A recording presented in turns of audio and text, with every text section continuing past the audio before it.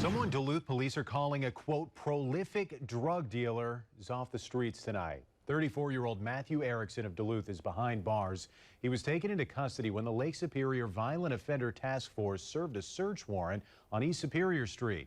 In addition to Erickson, officers say they found more than 300 grams of fentanyl, as well as synthetic fentanyl pills and heroin. Police say he was dealing the fentanyl specifically to Native American women. Experts say the amount of fentanyl he had is enough to cause 150,000 people to overdose. Erickson is booked on multiple first-degree drug charges.